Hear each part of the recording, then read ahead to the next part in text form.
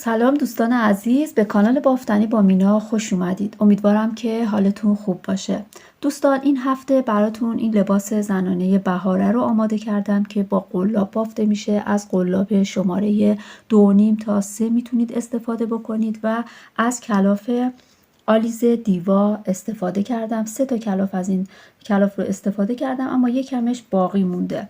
این لباس به این صورت هستش که دوستان نگاه کنید، شما وقتی که تو تصویر عکسم رو دیدید این لباس به دکمه داشت. خب این دکمه های لباس زیر هستش. شما باید لباسی تم بکنید که یقه داشته باشه و دکمه داشته باشه وسطش، و از این سوراخ هایی که اینجا هست اینا رو اینطوری روی هم دیگه بذارید و دکمه ها رو ببندید. حالا بستگی به اون لباس داره که ببینید که چقدر فاصله دکمه ها هستش. برای من یه دونه اینجا بود، یه دونه اینجا بستم. به همین صورت دکمه ها رو میتونید ببندید و لباس بسیار ساده ای هستش، خیلی زود هم تموم میشه.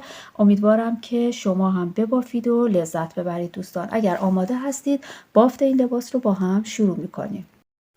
دوستان این هفته میخوام با هم یه لباس زنونه ببافیم با استفاده از قلاب که قلابمون شماره 2.5 تا 3 میتونید استفاده بکنید و کلاف هامون هم کلاف های آلیز دیوا هستش که مناسب فصل بهار هستش. کلاف های بسیار نازکی هستش دوستان، ببینید به این صورت هست. خب برای بافت این لباس دوستان ببینید من این قسمت جلو رو، تکه جلو رو بافتم که بتونم از روش براتون توضیح بدم.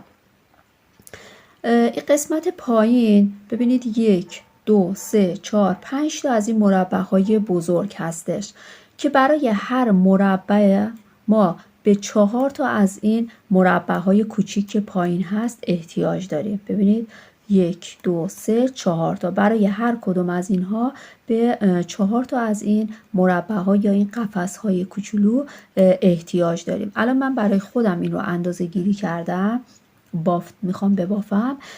5 تا از این مربع های بزرگ رو در نظر گرفتم و 21 قسمت پایین از این مربع های کوچیک هستش و برای هر 4 تا از این مربع های کوچیک باید 12 تا زنجیره بزنیم. تعداد زنجیره ها رو ببینید به این صورت به دست بیارید. برای 4 تا مربع کوچیک، منظورم همین مربع هایی که اینجا هست، به 12 تا زنجیره احتیاج داریم. حالا میخوایم 21 مربع کوچیک داشته باشیم دیگه. حالا به چند تا زنجیره احتیاج داریم؟ جدول تناسب رو میبندید. ببینید 21 نگاه میکنید روبروش به این صورت عدد 12 هست. 21 رو ضرب در 12 میکنیم و بعد تقسیم بر 4 میکنیم. عددی که به دست میاد 63، یعنی 63 تا باید زنجیره بزنیم. ولی خب چون که این زنجیره ها کوچیک آدم میزنه ممکنه یک دونه این طرف اون طرف بشه، شما بیاید بیشتر زنجیره بزنید، مثلا 70 تا 80 تا بزنید. بعد اون قسمتی که اضافه میاد، ببینید منم اضافه زدم، قسمتی که اضافه میاد رو بذارید برای دوخت، یا حالا اگه از دوخت میخواید استفاده بکنید از براش استفاده بکنید، یا اینکه این رو میچینید و توی بافت مخفیش میکنید. همیشه اینجا زنجیره بیشتر بزنید. خب پس باید 63 تا من زنجیره بزنم و بافت رو شروع بکنم. ولی خب من میخوام الان با 5 تا براتون شروع نمی کنم، همون 5 تا شروع میکنیم. 63 تا زنجیره میزنیم. خب برای زنجیره زدن ببینید باید سفت نبافید. ببینید الان یه زنجیره حساب میشه. 1 2 3 4 به همین صورت باز زنجیره بزنید. 5 6 7 8 9 10 11 12 13 14. من به این شکل یه مقدار زنجیره میزنم و بافت رو توضیح میدم براتون. خب الان من یه تعداد زنجیره زدم. وقتی که زنجیره زدید، خب ببینید دستتون رو، انگشتتون رو بذارید روی این زنجیره آخری و 6 تا زنجیره بزنید. 1 2 3 4 5 6 6 تا زنجیره بزنید، نخ رو دور قلاب بپیچید و بعد نگاه کنید این ششمیه دیگه، 2 تا هم از این سمت جدا بکنید و توی سومی بزنید. اینجا توی سومی بزنید. الان به این صورت در میاد. بعد دونه اول رو یک دور ببافید. بعد این دوتا رو با هم دیگه ببافید و بعد این دوتا رو با هم. دوباره 3 تا زنجیره بزنید. 1 2 3. این قسمت پایین اینجا که ما اینجا بافتیم، 2 تا زنجیره رو رها کنید. توی زنجیره سوم نخ رو دور قلاب بزنید و توی زنجیره سوم ببافید. دوباره این رو یک دور ببافید. این دوتا رو با هم ببافید. این دوتا رو هم با هم. خب پس قفس درست کردنمون یا همین مربع‌های کوچیک به این شکل درست میشه که شما 65 تا که زنجیره بزنید، به همین صورتی که ابتدا توضیح دادم شروع کنید به بافت، بعد 21 از اینا درست میشه. دوباره یه چند تا دیگه توضیح میدم براتون ببینید. 1 2 3 تا زنجیره بزنید، نخ رو دور قلاب بپیچید و بعد اینی که بافتید رو حساب نکنید، 2 تا زنجیره رها کنید و توی سومی زنجیره قلاب رو وارد کنید. من به این شکل توضیح میدم، شاید بعضی تازه کار رو شروع کرده باشن، مبتدی باشن، که بتونن اونها هم ببافن دوستان. خیلی سفتم نبافید. 2 تا 3 تا 2 تا زنجیره رها میکنم توی سومی.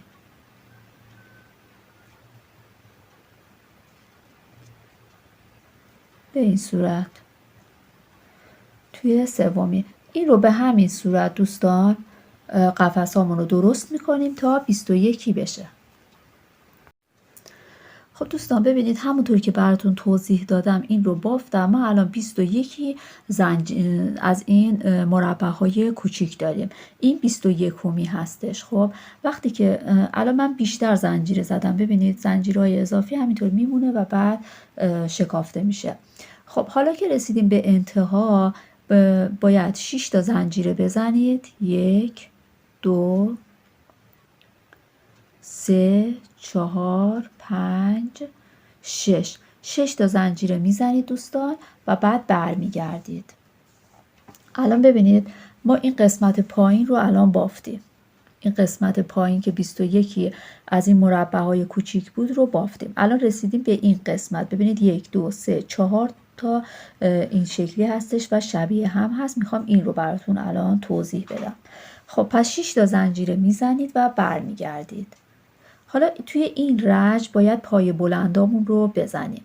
ببینید یک دونه نخ رو کلاف رو دور قلاب بپیچید و تو اولین پای بلند ببینید اینجا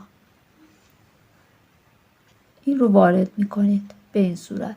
بعد اولین دونه رو یک بار میبافید. بعد این دوتا رو با هم میبافید و بعد این دوتا رو. خب الان یک دونه رو پس دقیقاً بالای این پای بلند زدیم. بعد حالا 2 تا رو باید وارد این قفس ها بزنیم. بافتمون به همین صورت هست دوستان. خب حالا یکی دیگه میزنم. اینو یه دونه میبافم، این 2 تا رو با هم میبافم، این 2 تا رو با هم. خب پس یه دونه رو دقیقاً بالای این زدیم، 2 تا رو داخلش زدیم. حالا دوباره بعدی رو میایم داخل این پای بلنده میزنیم. دیگه من این بافت رو توضیح نمیدم. این به همین صورت هستش. ما به 9 تا از اینا احتیاج داریم برای این مربع‌های بزرگ. ببینید 1 2 3 4 5 6 7 8 9.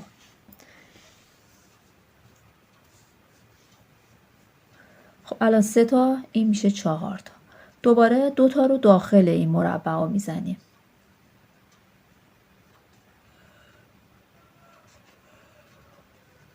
یکی، این 2 تا. اینا رو نباید سفت ببافید دوستان. و بعد دوباره یک دونه روی این بعد بزنیم. دقیقاً اینجا.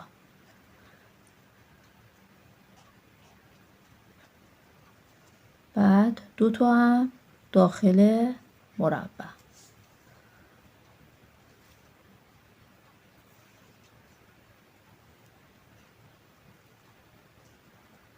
یک، اینم 2. ببینید الان چند تا داریم؟ 3 6 9. بعد 9 تا داشته باشیم از این مربع ها که رج بعد که ببافیم اینا اینطوری به هم دیگه نزدیک میشن. خب بعد از هر کدوم از این مربع ها ببینید اینجا فاصله هست. از این قفس ها باید درست بکنیم. 3 تا زنجیره میزنیم. 1 2 3. 3 تا زنجیره میزنیم. خب توی این مربع که بافتیم 2 تا، درسته؟ یه دونه رها میکنیم مربع رو، اینجا رو روی این میزنیم. روی این پایه میزنیم. و بعد دوباره شروع میکنیم مثل همین قسمت به پر کردن. 2 تا داخلش، 1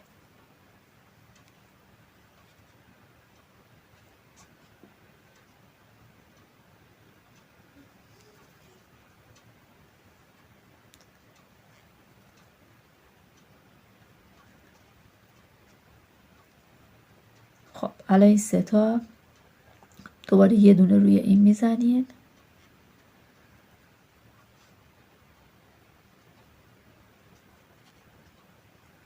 دو تا داخلش،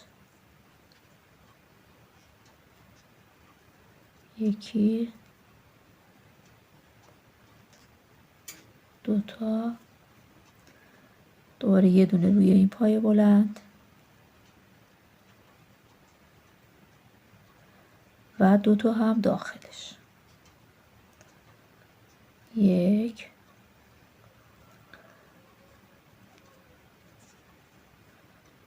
2.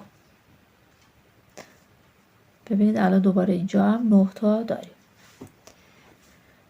خب دوباره باید اینجا فاصله بذاریم. 1 2 3. خب اینجا که داخلش پر هست این رو رها میکنیم و روی این میزنیم.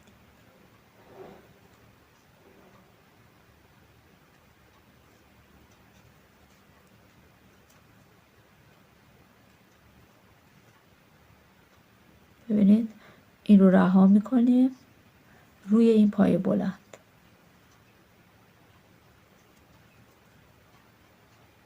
بعد دوباره 9 تا به همین صورت قبلی انجام میدیم. 2 تا داخلش میزنیم. 1 2. دوباره یه دونه روی این میزنیم.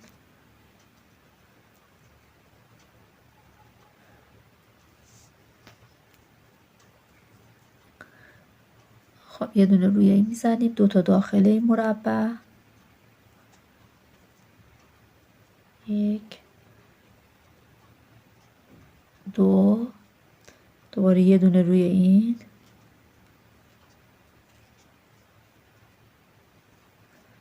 و 2 تا داخل مربع.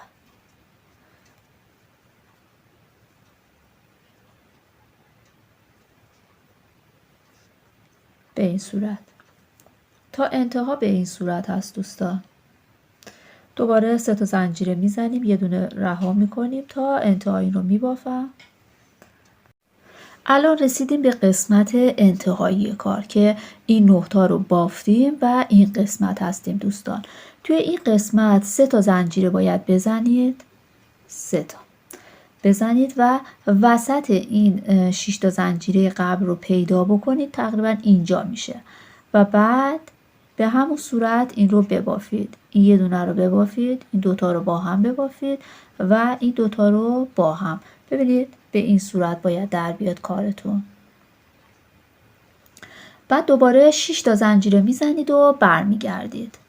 1 2 3 4 5 6 برمیگردیم. حالا توی این قسمت دیگه تکرار هستش، یعنی باید شما 4 مرتبه، یه مرتبهشو که بافتید 3 دفعه دیگه این کار رو باید انجام بدید. ببینید اینجا 1 2 3 4 تا هستش، اینجا تکرار هستش. حالا من این رو براتون یه کمشو میبافم. خب 6 تا زنجیره زدیم، برگشتیم، نخ رو دور قلاب پیچیدم 1 مرتبه. حالا اینجا ببینید باید داخل اینا زنجیره هاتون رو درست بکنید، زیرش نزنید. اگر زیرش بزنید، این قسمت بزنید، باعث میشه که اینجا فاصله بیفته. پس به این قسمت بالا بزنید و ببافید.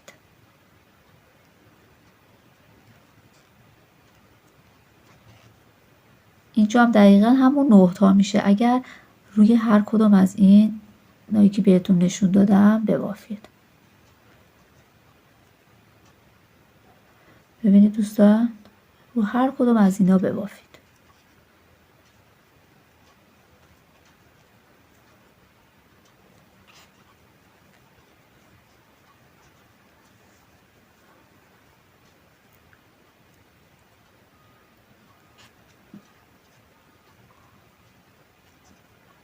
این بافت خیلی سریع تموم میشه دوستان، ولی چون الان من دارم هم فیلم میگیرم هم که جام خیلی مناسب نیستش برای بافتن، به این صورت هست. وگرنه شما میتونید خیلی سریع این رو ببافید، چون که بافتمون خیلی ساده هستش.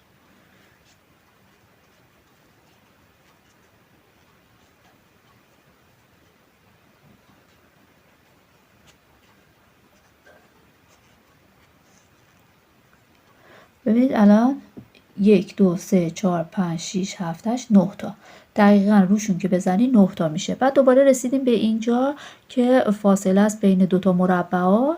طبق همین قبل که براتون توضیح دادم 3 تا زنجیره میزنید و بعد دوباره شروع میکنید بافتتون رو اینجا.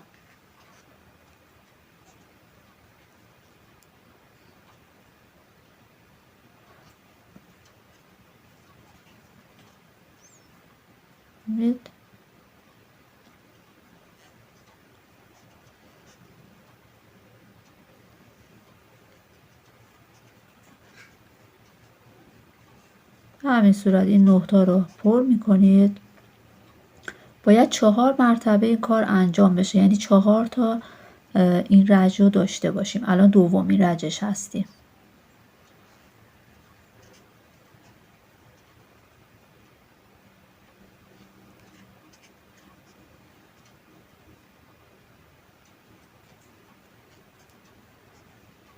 دوباره این 9 تا رو بافتیم، 3 تا زنجیره میزنیم، 2 تا 3 تا و بعد دوباره تکرار هستش دوستان.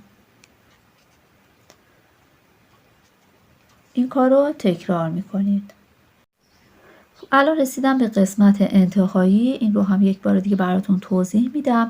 این 9 تا رو که زدید دوستان 3 تا زنجیره بزنید، 1 2 3 و قسمت وسط این 6 تا زنجیره رو پیدا بکنید. به همین صورت این رو ببافید. دوباره 6 تا زنجیره بزنید و برگردید. 1 2 3 4 5 6 برگردید و دوباره این رج رو مثل رج قبل تکرار بکنید. ببینید 6 تا زنجیره که زدید میایید دوباره روی این 9 تا رو میبافید. خب این مراحل رو 2 دفعه دیگه تکرار میکنید و بعد بقیهش رو من براتون توضیح میدم. خب الان ببینید این قسمت رو من بافتم، 1 2 3 4 این 4 تا رو بافتم، به قسمت انتهایی رسیدم.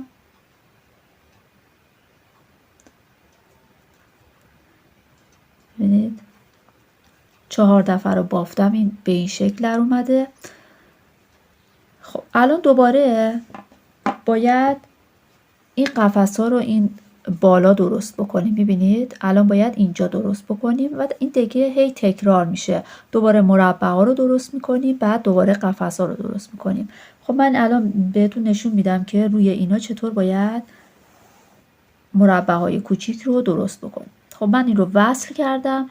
بعد الان 6 تا زنجیره میزنم، برمیگردم 2 3 4 5 6 برمیگردم و الان نوبت اینه که این مربع های کوچیک رو مثل همین رج اول که درست کرده بودیم درست بکنیم. خب 6 تا که زنجیره زدید برگشتید، ببینید روی اولین پای بلندی که میبینید اینجا یک مرتبه میزنم، این رو میبافم، این دوتا رو با هم، این دوتا رو با هم.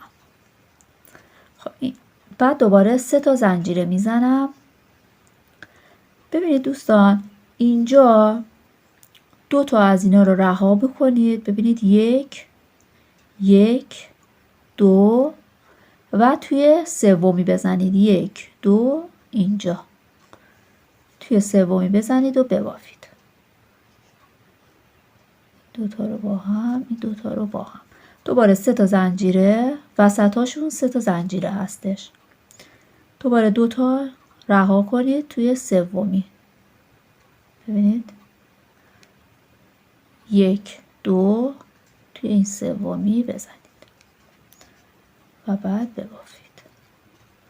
دوباره تا انتها به این صورت 1 2 3.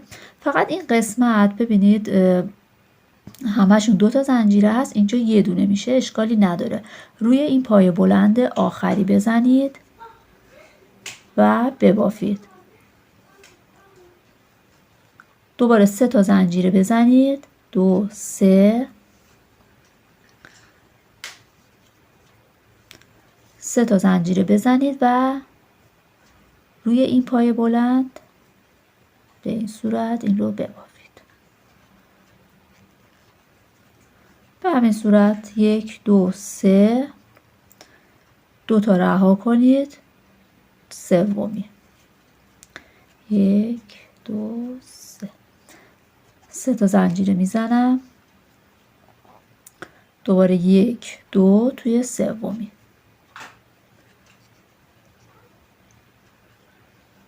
3 زنجیره 2 3 توی این.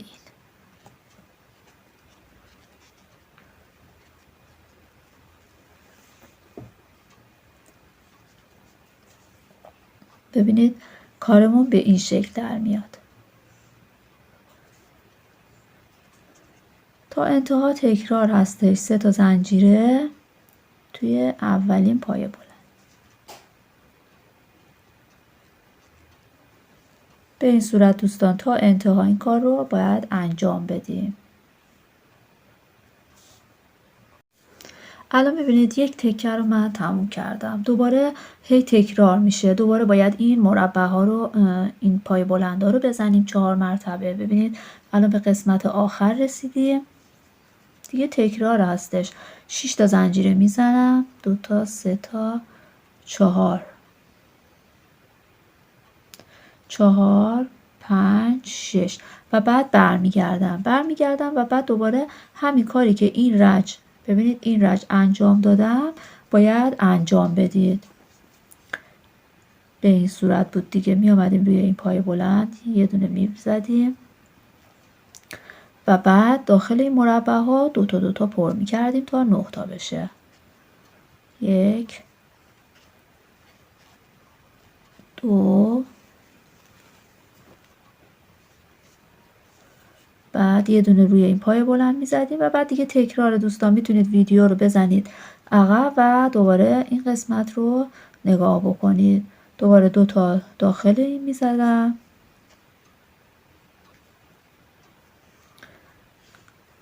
یک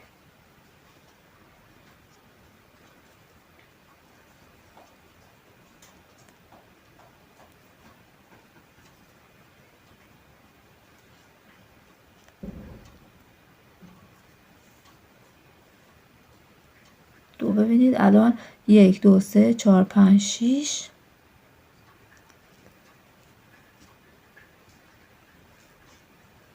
7 2 تا داخل این مربع، یکی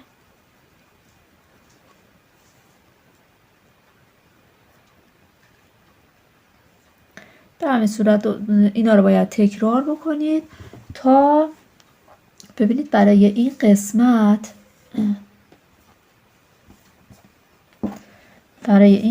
تا برسیم به حلقه آستین باید 1 2 3 4 5 6 تا مربع رو کامل ببافید.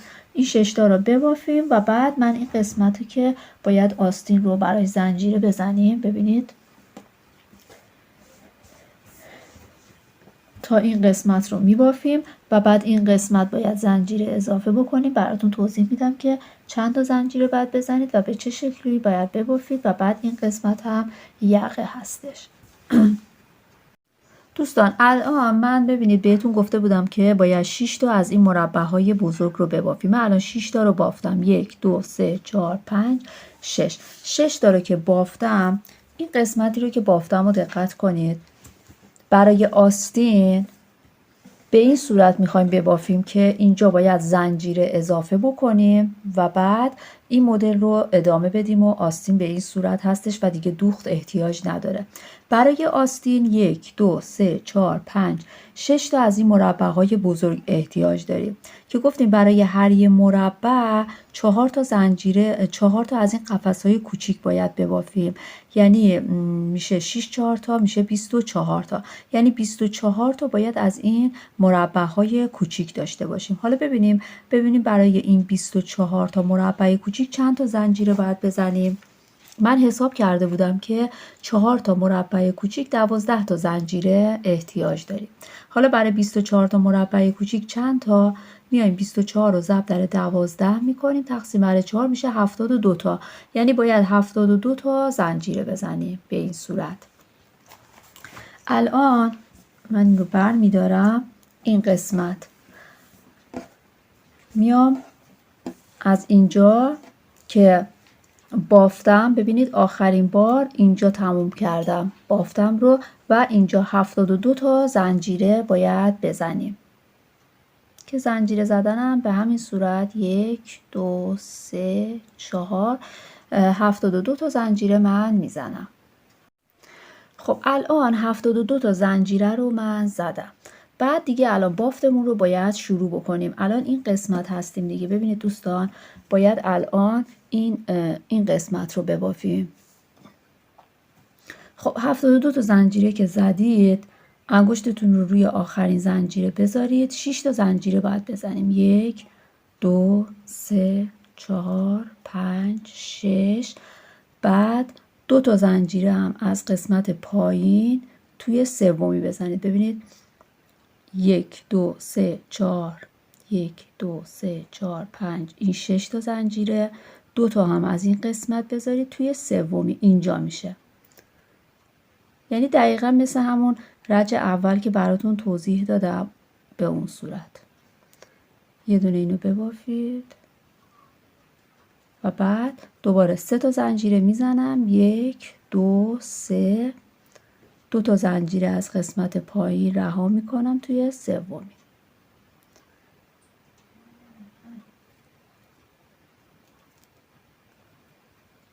خب الان این قسمت رو به همین صورت زنجیره ها رو درست میکنیم. 24 تا زنجیره درست میشه و بعد این رو ببینید این قسمت هستیم به این صورت هست. 24 تا زنجیره رو درست میکنیم، میبافیم و ادامه میدیم. بافتمون رو ادامه میدیم. الان من از روی این براتون توضیح میدم. ببینید 24 تا زنجیره رو که 72 تا که زنجیره زدید و 24 تا از این قفس ها رو درست کردیم. ببینید بافتمون رو ادامه دادیم و بافتیم. باید تا برسیم به یقه 2 تا از اینا رو ببافیم. الان من این قسمت رو میبافم به همین صورت مدل رو. 2 تا از اینا که شد بعد یقه رو توضیح میدم. خب دوستان الان من 2 تا از این مربع‌های بزرگ رو بافتم و اینجا رسیدیم به یقه. برای یقه ببینید این قسمت رو نگاه کنید. برای یقه باید 2 تا از این مربع‌ها رو نبافیم. یعنی هیچ کار خاص دیگه ای انجام نمیدیم. فقط وقتی که رسیدیم این 2 تا رو نمیبافیم و بقیه بافت رو ادامه میدیم و 2 تا مربع دیگه باید ببافیم. خب الان برای اینکه این قسمت این 2 تا رو نبافیم 2 تا راه داره. یکی اینکه نخ رو اینجا قطع بکنید، بعد این قسمت وصل بکنید و بافتتون رو ادامه بدید، و یکی دیگه این هستش که نمیخواد نخ رو قطع بکنید. ببینید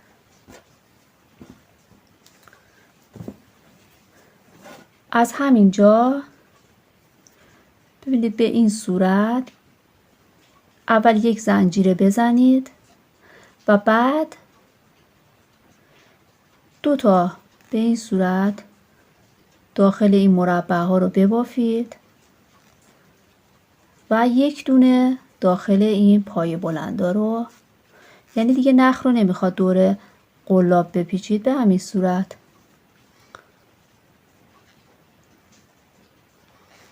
1 2 و 1 دونه داخل پای بلند. اینطوری که بزنید این رو بر میگردید و بعد بقیه بافت رو دیگه ادامه میدید. 1 2 1 دونه داخل این، که البته بعد میتونید بقیه این قسمت ها رو هم به همین صورت نخ اضافه کنید و مثل همین قسمت در بیاد. حالا فعلا همین قسمت رو میبافیم.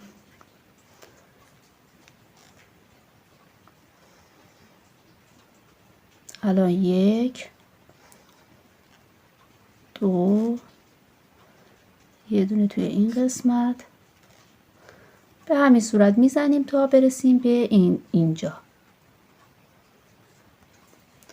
خب ببینید الان 1 2 3 4 5 6 7 8 تا از این مربع ها رو که به این صورت توضیح دادم بافتید. اینجا دیگه این قسمت رو دیگه نیازی نیست سریای بعد ببافیم، این برای یقه میشه و از همینجا 6 تا زنجیره میزنیم. 1 2 3 4 5 6 تا زنجیره میزنیم و بافتمون رو ادامه میدیم.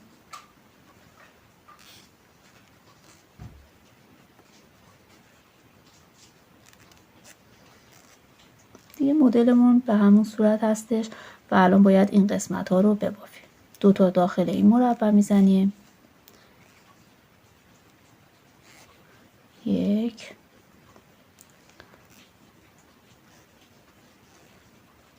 2 خب بعد 1 دونه داخل این میزنیم.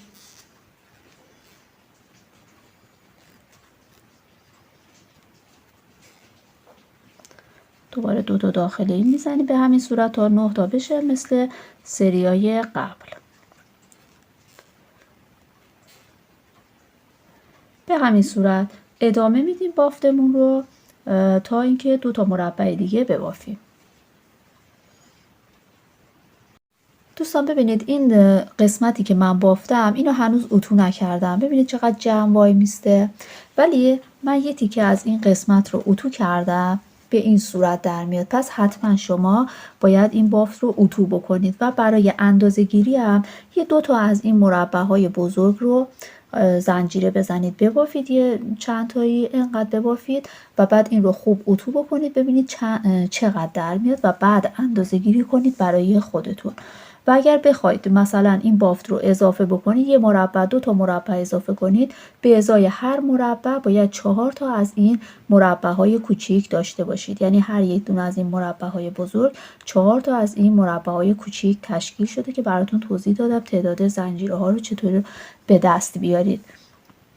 خب الان ببینید اینو من اندازه میگیرم وقتی که اتو کردم پهناشو، ببینید اندازه میگیرم 25 هست پهنای کار، ولی وقتی که هنوز اتو نکردم ببینید هنوز اتو نشده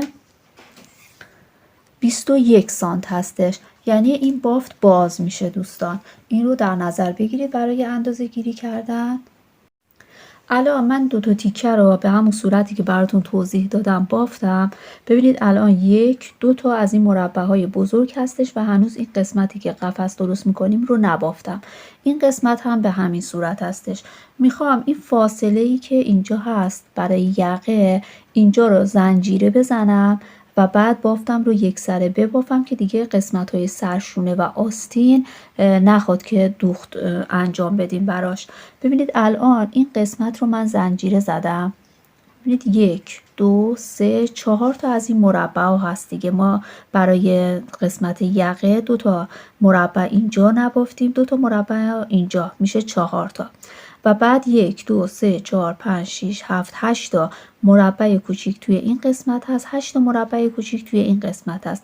اما برای قسمت پشت چون این دوتا اینطوری هست دیگه، چون یک سره بافته میشه و دو تیکه نیستش، ما به 15 تا از این مربع های کوچیک احتیاج داریم.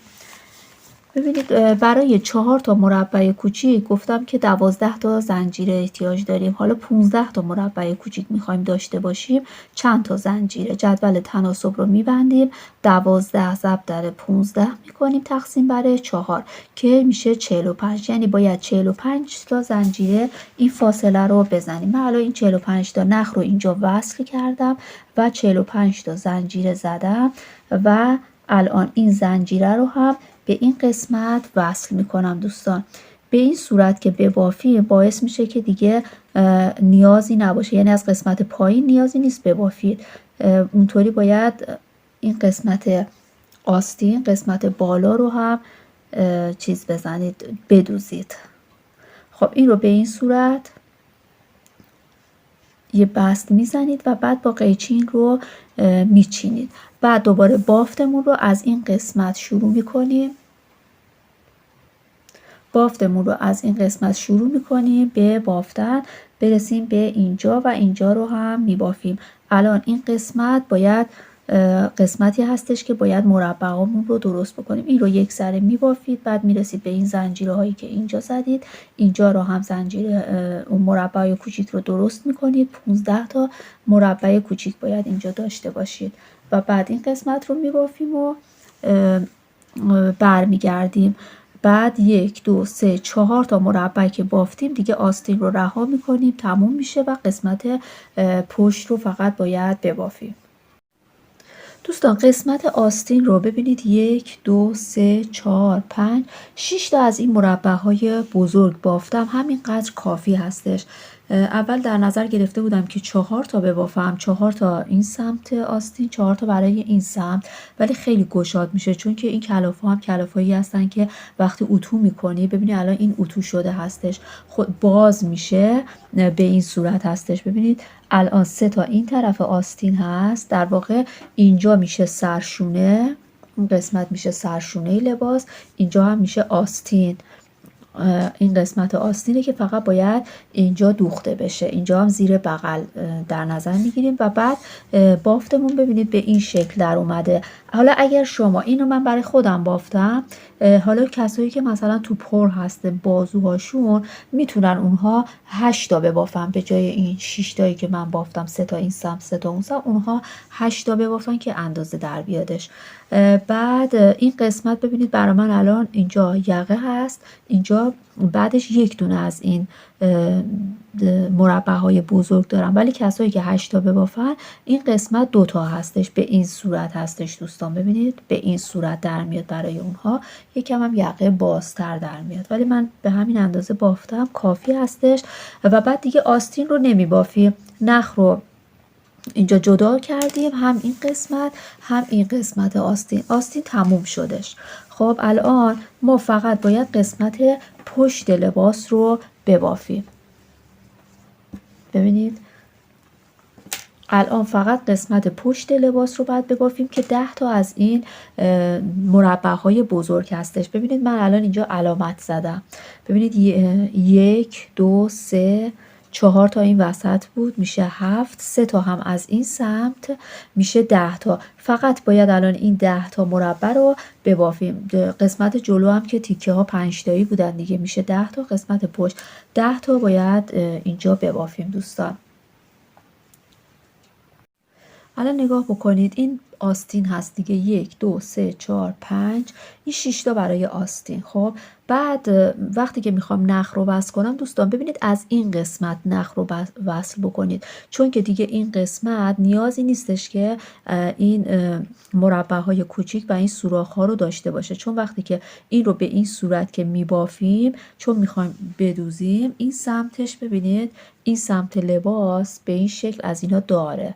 ما نمیخوایم که دیگه دوتا داشته باشه، هم این سمت داشته باشه هم این سمت، مدلمون به هم میخوره، چون که بین هر دوتا مربع دوستان نگاه کنید یک دونه از این سوراخ ها مربع های کوچیک هستش. به خاطر همین چون این سمت تکه های جلو داره دیگه قسمت پشت نیازی نیستش که این رو ببافیم، اینجاها دیگه دوخته میشه. من اینجا یک نخ رو به صورت ساده اینطوری گره زدم و بعد بافتم رو ببینید ادامه میدم. اینجا میشه ابتدای رجم دیگه، اینجا رو یه نخ گره زدم، از همینجا من 6 تا زنجیره میزنم به این صورت. ببینید 1 2 3 4 5 6 دیگه 6 تا زنجیره ها ابتدای کار ما اینجا میشه، اینجا قرار میگیره و بعد دیگه بافتمون رو ادامه میدیم. نگاه کنید الان 1 2 3 4 تا از اینا رو بافتم، دوباره نوبت این قسمت هستش. من یکم نخ رو هم بیشتر گذاشتم، گفتم شاید برای دوخت این قسمت احتیاج بشه. خب این رو شروع میکنیم به بافتن. به چه شکل بود؟ به این صورت بودش که 2 تا رها میکردیم توی سومی میزدیم، درسته؟ اینجا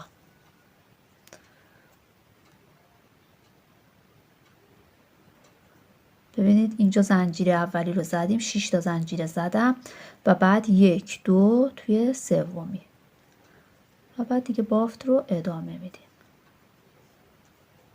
اینجا 3 تا زنجیره میزنم، 2 تا 3 تا و بعد دوباره 1 2 توی سومی. دیگه تکرار هست دوستان.